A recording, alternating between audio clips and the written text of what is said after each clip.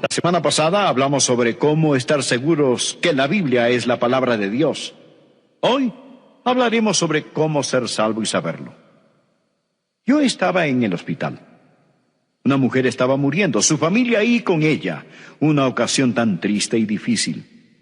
Alguien mencionó que ella no estaba lista para morir porque no conocía al Señor, no era salva. Y dije, ¿le importa si yo hablo con ella? Con amabilidad y cortesía, me acerqué a la señora y le dije, señora, quiero hablarle sobre el Señor Jesucristo. ¿Le gustaría saber cómo puede estar segura de que va a ir al cielo? Y ella respondió que sí. Así que le hablé del Evangelio. Le dije que Cristo murió por nuestros pecados, por los de ella, y pagó su deuda. Y le dije que si aceptaba a Jesús por fe, sería salva, perdonada, y estaría camino al cielo con certeza divina. Y ella respondió, yo quiero eso. Y oré con ella. Y ella oró y pidió a Cristo que entre en su corazón, que perdone sus pecados y que le dé salvación eterna. Luego regresé donde sus familiares. El yerno estaba ahí. Y le dije, ¿no es maravilloso que ahora es salva? ¿Y saben lo que él me contestó? Oh, nadie sabe si es salvo. Y yo le dije, hombre, claro que sí. Y él dijo, no. Lo mejor que se puede hacer es esperar que uno sea salvo. Así que compartí con él un versículo. Es el pasaje de la Escritura que vamos a tener hoy. Quiero que busquen 1 de Juan capítulo 5 desde el versículo 11. Y este es el testimonio, que Dios nos ha dado vida eterna, y esta vida está en su Hijo. El que tiene al Hijo tiene la vida. El que no tiene al Hijo de Dios no tiene la vida. Y aquí el versículo, pongan mucha atención. Estas cosas os he escrito a vosotros que creéis en el nombre del Hijo de Dios, para que deténgase aquí un momento. ¿Qué es lo que dice?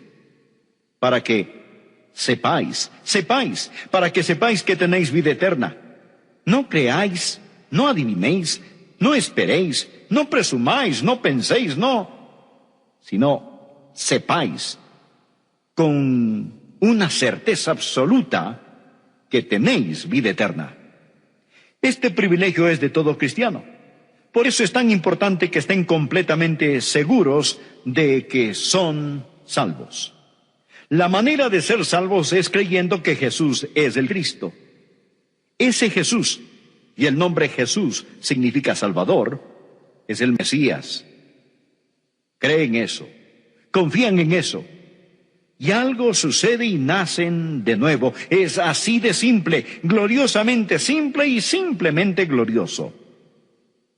En Hechos 16, versículo 31, leemos algo interesante. Ellos dijeron, cree en el Señor Jesucristo y serás salvo. Amigos, no es nada tan alto que pocos puedan alcanzarlo. Es tan bajo que pocos bajan a él. Es tan claro, es tan simple. Somos salvos por fe en Jesucristo. La palabra creer no significa tan solo creencia intelectual. Los demonios creen así. Creer denota confianza y compromiso. Pienso que está claramente descrito en otro versículo y quisiera que lo busquen conmigo. Efesios capítulo 2, es tan claro, tan simple. Efesios capítulo 2, versículos 8 y 9. Dios lo hace abundantemente claro porque Él quiere que seamos salvos. Y aquí Dios nos dice no solo lo que nos salva, sino lo que no nos salva. Esto es lo que dice. Pongan atención. Porque por gracia sois salvos por medio de la fe, y esto no de vosotros, pues es don de Dios, no por obras para que nadie se gloríe. ¿Entendieron eso? No por obras para que nadie se gloríe. Él dice, porque por gracia sois salvos por medio de la fe, y esto no de quién. No de vosotros. Pues aquí está el yo nuestro. De acuerdo, el yo no puede salvar. ¿Lo entienden? Y continúa diciendo, no por obras para que nadie se gloríe. Obras, obras, ahí lo tienen. El yo y las obras. ¿Ven que eso no salva? ¿Lo ven? El yo y las obras no salvan. Ahora, veamos lo que sigue. ¿Por qué? Por gracia. Por gracia sois salvos por medio de ¿qué? Por medio de la fe. Eso es todo. Les digo, es así de simple. Si caminan por las calles de cualquier ciudad y preguntaran a las personas, ¿son salvos y van rumbo al cielo? ¿Saben lo que la mayoría diría? Espero que sí. Creo que sí. Hago lo mejor que puedo. El yo y el hago obras lo mejor que puedo. ¿No es verdad? No en vano, la gente no tiene ninguna certeza. ¿Cómo tener certeza si depende de lo que uno hace? Yo no confiaría ni en los mejores minutos de mi vida para poder entrar en el cielo. Hago lo mejor que puedo. El yo y las obras. Ahora, en comparación con eso está lo que Dios dice. Dios dice aquí, porque por gracia. ¿Qué es gracia? Gracia es el favor inmerecido y amor que Dios muestra a pecadores como nosotros. Es su razón de amarnos cuando no hay mucho que amar. Dios no nos ama por lo que nosotros valemos. Tenemos valor porque Él nos ama por su gracia. Y por eso Jesús vino a morir. Dios muestra su amor para con nosotros en que siendo aún pecadores, Cristo murió por nosotros. Eso es gracia, su gracia asombrosa, porque por gracia sois salvos por medio de ¿qué? Por medio de la fe. Gracia. Definamos una vez más estas palabras. Gracia, las riquezas de Dios a expensas de Cristo. Eso es gracia. ¿Entendido? Bueno, ¿y qué es fe? Fe es cuando renunciamos a todo y confiamos en Él. Fe no es creencia intelectual, eso es solo parte. Fe es confianza, compromiso, eso es lo que salva. Porque por gracia sois salvos por fe. Imaginen que gracia es la mano de Dios extendida desde el cielo y Dios dice, te amo, quiero salvarte. Piensen ahora que fe es su mano extendida hacia Dios. Dios pone la mano de gracia, ustedes ponen la mano de fe. Y cuando ponen su mano de fe en la mano de gracia de Dios, eso, mis amigos, eso es salvación. Porque por gracia sois salvos por medio de la fe. ¿Estamos de acuerdo? Ahora, dicho eso, quisiera preguntar, ¿cuál es el resultado? ¿O cuáles son las características del que nace otra vez? ¿Qué distinción tiene el creyente? Este pequeño libro de Primera de Juan fue escrito para dar certeza. Y la palabra sepáis, del verbo saber, se menciona casi 40 veces en esta epístola. Ahora él menciona maneras en que podemos saber que hemos nacido de nuevo. Voy a tomarlas todas y reducirlas a 3, porque básicamente las 40 se resumen en 3 cosas básicas. Y quiero que tomen una prueba, por así decirlo. ¿Están listos para esto? La prueba de la certeza para saber si tienen o no el derecho de decir, sí, gloria a Dios, sé que soy salvo. La primera prueba es la del señorío. ¿Es Jesucristo el Señor de su vida? Veamos Primera de Juan, capítulo 2, desde el versículo 3. Y en esto sabemos que nosotros le conocemos si guardamos sus mandamientos. No dice que somos salvos si guardamos sus mandamientos. No. La salvación es un regalo de Dios.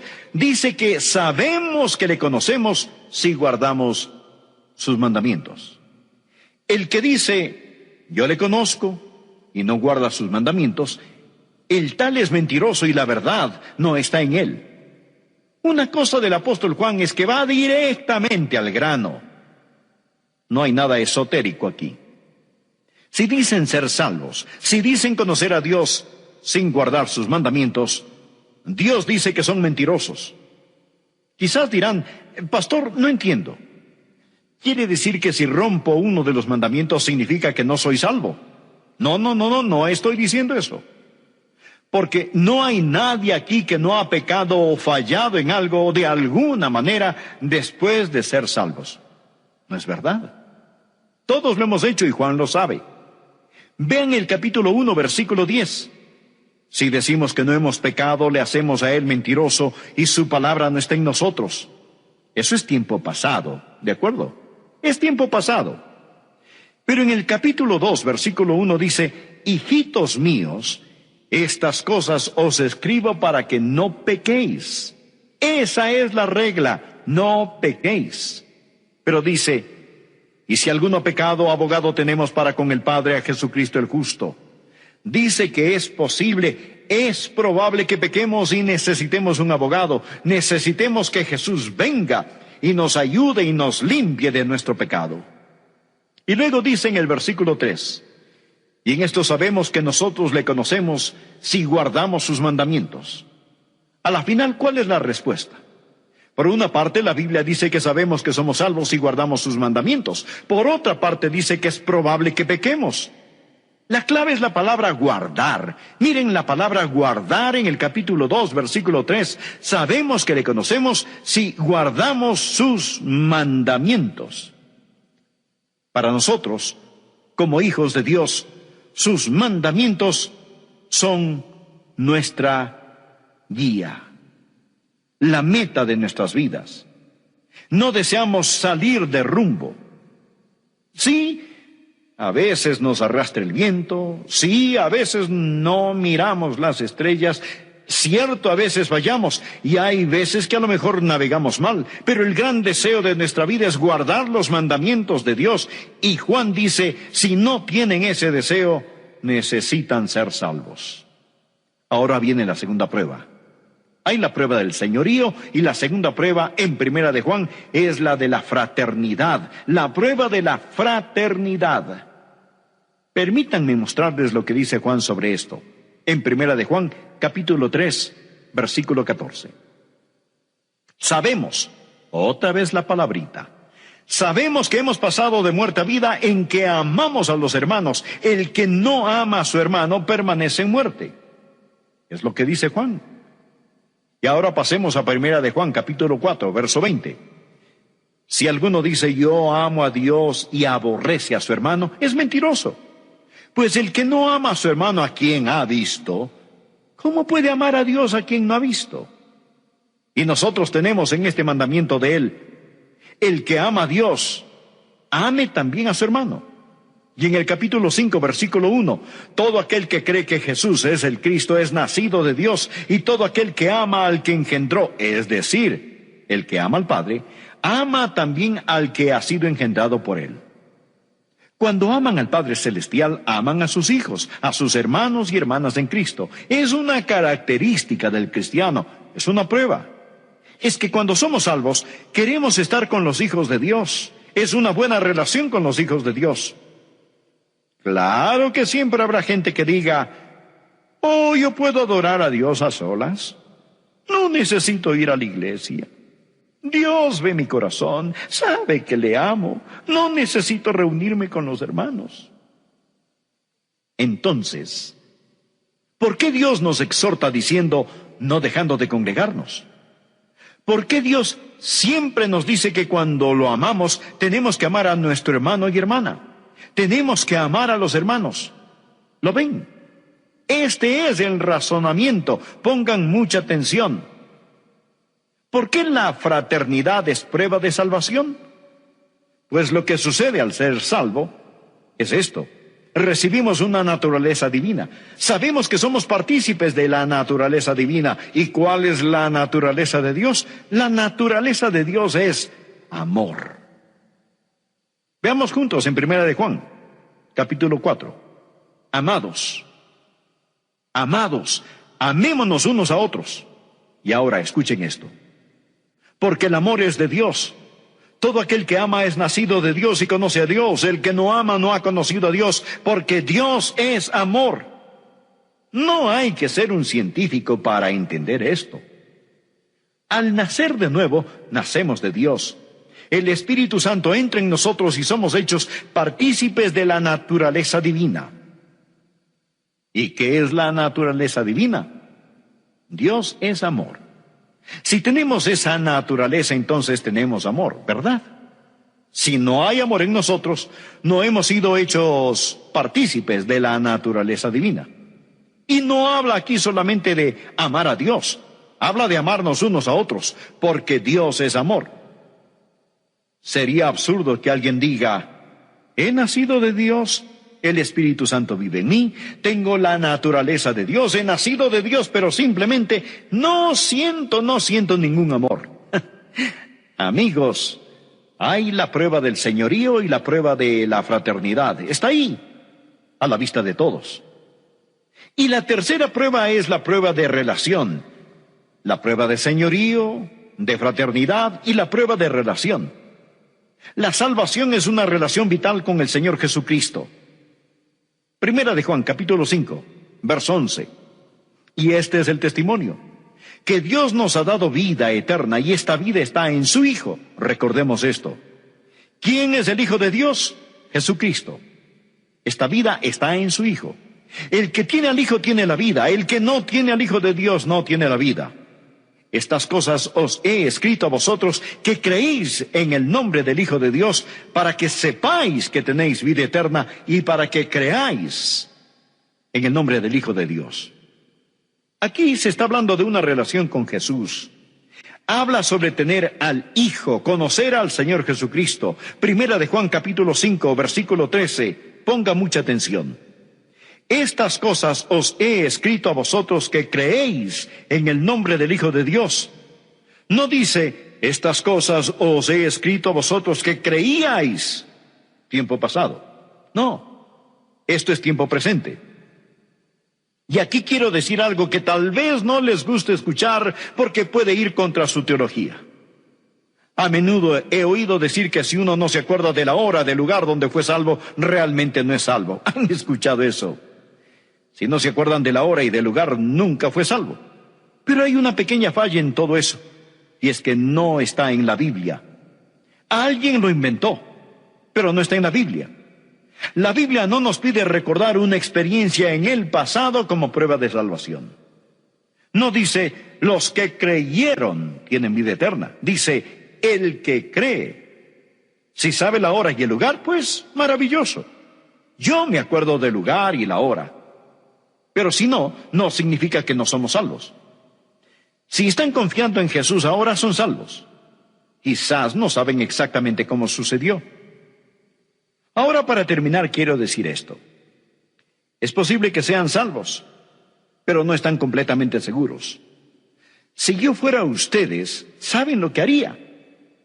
Haría exactamente lo que hice, porque lo hice cuando era joven. Era salvo, creo que lo era.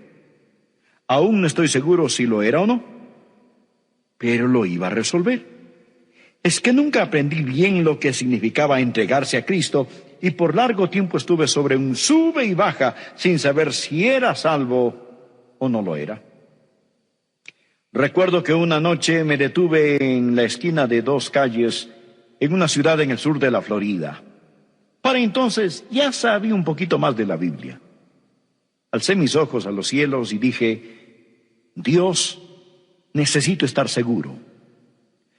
No sé si estoy perdido y bajo convicción del Espíritu, o si soy salvo y el diablo me quiere hacer dudarlo. Una cosa que sí sé, Dios mío, es que ahora quiero estar seguro. Dijiste que si creía en ti, si confiaba en ti, me salvarías. Así que alcé mis ojos a los cielos y dije, Señor, ahora con todo mi corazón, con todo lo que soy, de una vez por todas, ahora y para siempre, confío que me das salvación. Si era salvo, lo sigo siendo. pero si no lo era, ahora sí lo soy. Solo asegurándome. Y quiero decir que desde entonces hay un río de paz en mi corazón que todavía sigue fluyendo. El título de nuestro mensaje hoy es la segunda parte de cómo ser salvo y saberlo. Y si usted no es salvo y no tiene la seguridad de la salvación, entonces necesita salvarse y obtener la seguridad de su salvación. Mas si usted es salvo, tiene la salvación y la certeza y la seguridad. Algunas personas dirán, si eso es cierto, pastor, ¿qué de esto o aquello? ¿Qué me dice de este versículo? ¿Qué me dice de aquel pasaje? Bueno, permítame darle una ilustración clásica de lo que alguien haría si usted dice que cree en la seguridad eterna del creyente. Segunda de Pedro capítulo 2, en la palabra de Dios, empezando a leer en el versículo 20, Pedro dice lo siguiente: ciertamente si habiéndose ellos escapado de las contaminaciones del mundo por el conocimiento del Señor y Salvador Jesucristo, enredándose otra vez en ellas son vencidos, su postrer estado viene a ser peor que el primero. Porque mejor les hubiera sido no haber conocido el camino de la justicia, que después de haberlo conocido, volverse atrás del santo mandamiento que les fue dado. Pero les ha acontecido lo del verdadero proverbio: el perro vuelve a su vómito y la puerca lavada a revolcarse en el cieno. Alguien dirá, ¿lo ve usted? Allí enseña que una persona puede ser salva y perderse nuevamente. Bien, mire por favor conmigo más cuidadosamente este pasaje y pienso que usted comprenderá que no enseña que una persona salva pueda jamás volver nuevamente a ser no salva, porque en realidad enseña lo opuesto. En el versículo 20 dice esto: ciertamente si habiéndose ellos escapado de las contaminaciones del mundo por el conocimiento del Señor y Salvador Jesucristo. De lo que está hablando aquí es de unas personas que estaban viviendo en pecado y se liberaron a sí mismas. Oyen sobre Jesús y dijeron, ese es el camino a seguir. Cambiaron su forma de vivir, pero nunca recibieron, como vamos a mostrarle, una nueva vida. Habiéndose ellos escapado de las contaminaciones del mundo, no dice que ellos eran salvos, no dice que ellos iban en camino al cielo. Habiéndose ellos escapado de las contaminaciones del mundo por el conocimiento del Señor y Salvador Jesucristo, es decir, habían oído el Evangelio. Ellos tenían conocimiento sobre nuestro Señor y Salvador Jesucristo, pero se enredaron nuevamente en el mundo.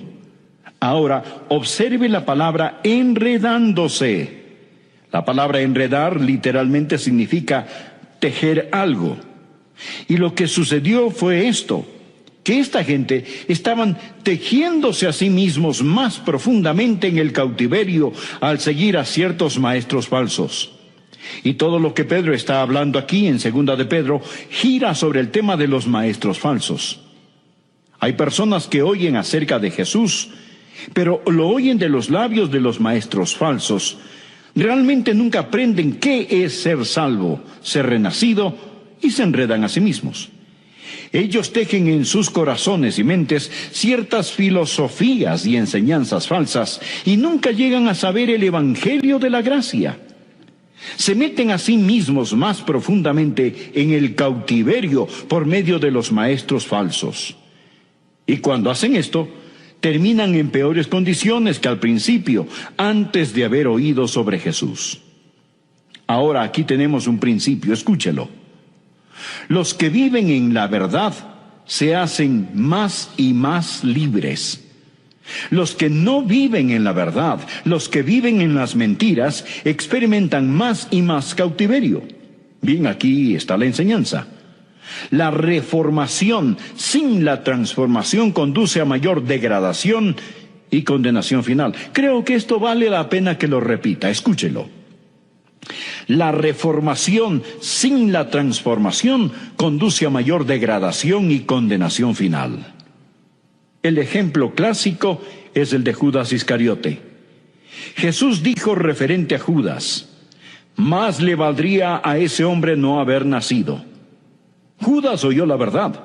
Judas reformó su vida. Era un discípulo del Señor Jesús. Él escapó de la contaminación del mundo por un corto tiempo, pero terminó peor de lo que empezó. Jesús dijo, más le valdría a ese hombre no haber nacido. Los deseos pecadores no desaparecen con la reformación. Ellos solo están invernando y despiertan más fuertes. Esto es lo que Pedro dice, más les hubiera valido no conocer el camino de la justicia que abandonarlo después de haber conocido el santo mandamiento que se les dio. La salvación, por otra parte, le da a usted una nueva naturaleza. La reformación no le da a usted una nueva naturaleza, no cambia nada. Bueno, alguien dirá, muy bien, pero usted sabe, Pastor Rogers, si yo creo en lo que está predicando, si creo en la eterna seguridad de la salvación, yo me haría creyente y después pecaría todo lo que quiera, porque no tendría que preocuparme de nada. Ya tengo un boleto para el cielo, nunca podría perder mi salvación, por lo tanto, solo me salvo y luego a divertirme a lo grande. Simplemente puedo pecar todo lo que yo quiera. Bien, permítame decirle algo. Yo peco todo lo que quiero. ¿Sabía usted eso? Yo peco todo lo que quiero. Pero la diferencia es que yo no quiero hacerlo. Yo no quiero hacerlo. Yo no quiero pecar. Nada me haría más feliz que saber que nunca pecaría otra vez. Si hubiera algún tipo de contrato que yo pudiera firmar que dijera que sería imposible de ahora en adelante para mí pecar, creo que lo firmaría este mismo instante. Pero lo que sí sé es que yo no quiero pecar. Y si usted tiene la idea de que la seguridad eterna de la salvación es de alguna forma una licencia para pecar, ¿sabe usted cuál es su problema? Usted probablemente necesita salvarse. Verá, necesita deseos totalmente nuevos. Usted necesita deseos totalmente nuevos. Usted necesita nacer nuevamente. Esta gente de la cual está Pedro hablando se había reformado, pero nunca se había regenerado. Muy bien, veamos otro versículo. Busque Mateo capítulo 24. Este es otro pasaje que la gente frecuentemente utiliza para tratar de probar que una vez que somos salvos podemos perder nuestra salvación. Mateo capítulo 24, versículo 11, dice lo siguiente: y muchos falsos profetas se levantarán y engañarán a muchos. Y por haberse multiplicado la maldad, el amor de muchos se enfriará. Mas el que persevere hasta el fin, éste será salvo. Alguien podrá ver en este versículo, mostrárselo en su cara y dirá, ¿no lo ve usted? Que para que usted pueda ser salvo tiene que mantenerse firme hasta el fin. Amigo, es asombroso cómo la gente le da vuelta a las cosas 180 grados fuera de enfoque. Dicen que para que usted pueda ser salvo tiene que perseverar hasta el fin. Pero Dios enseña aquí que para que usted pueda perseverar hasta el fin, tiene que ser salvo.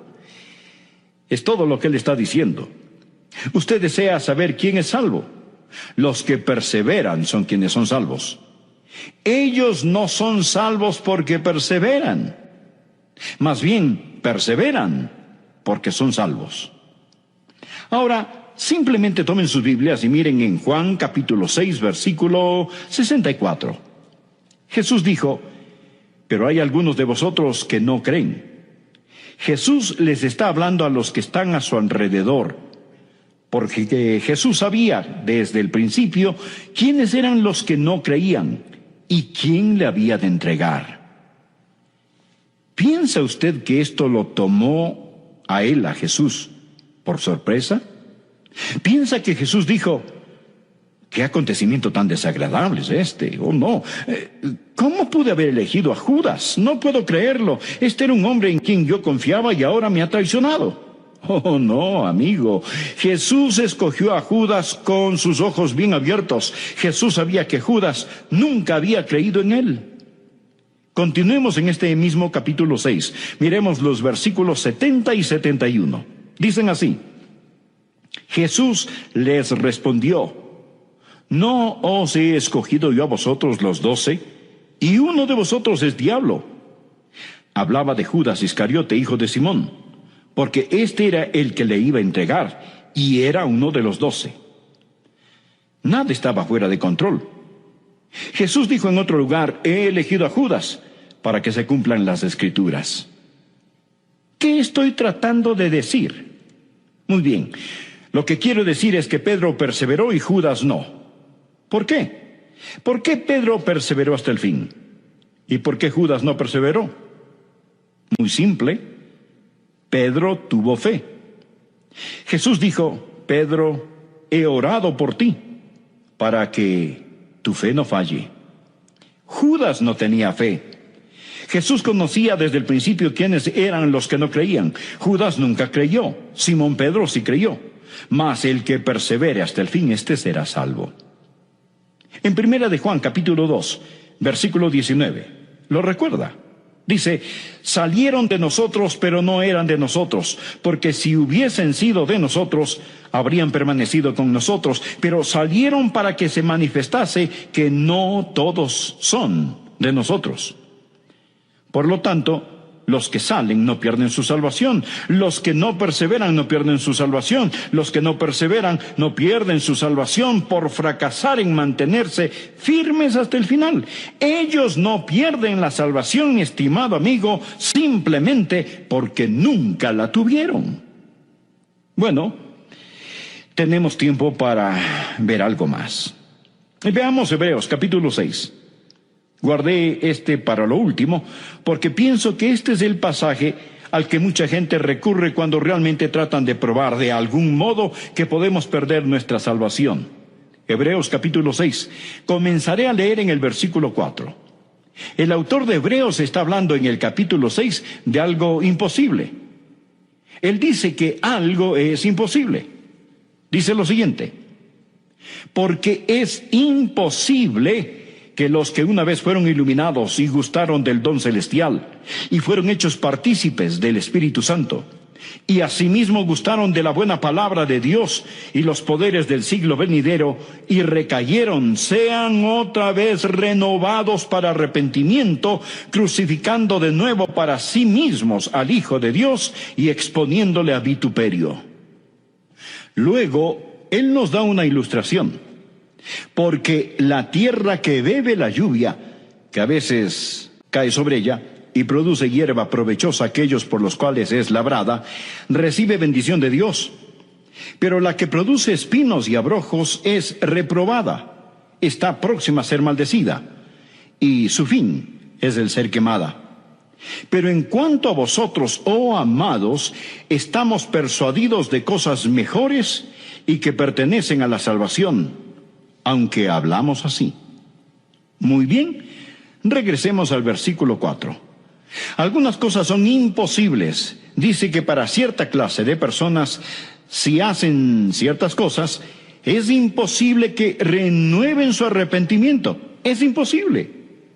Si se han apartado o recayeron, dice la Biblia, es imposible que sean otra vez renovados para arrepentimiento. Ahora le digo esto: si usted usa Hebreos 6, comenzando en el verso 4, y prosiguiendo con los demás versículos, si usted utiliza este pasaje para probar que una persona puede perder su salvación, prueba mucho más de lo que usted desea. Prueba demasiado.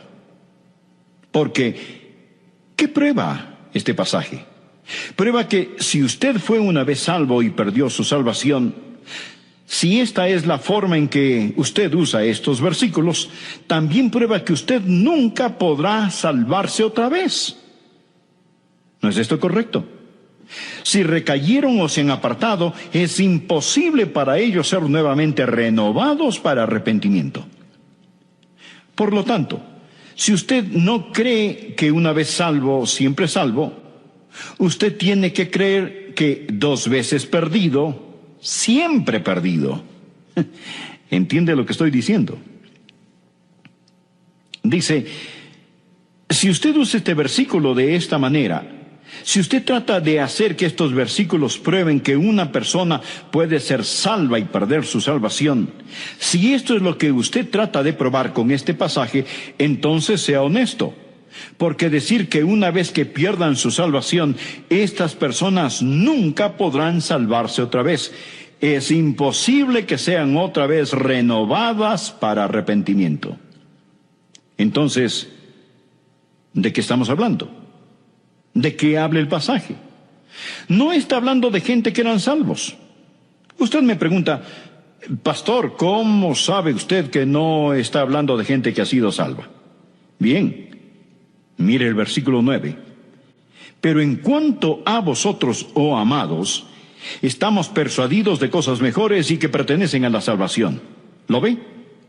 Él no está hablando aquí acerca de personas salvas. Él está hablando de personas quienes llegan al umbral o entrada de la salvación y se desvían. Es imposible para estas personas, quienes han entendido el Evangelio de Dios, que saben la verdad y se apartan conscientemente de la verdad con sus ojos bien abiertos. Es imposible traer a esta gente al arrepentimiento. Estas personas han cometido el pecado imperdonable. Observemos, fueron iluminados una vez. La entrada de la palabra de Dios emana luz.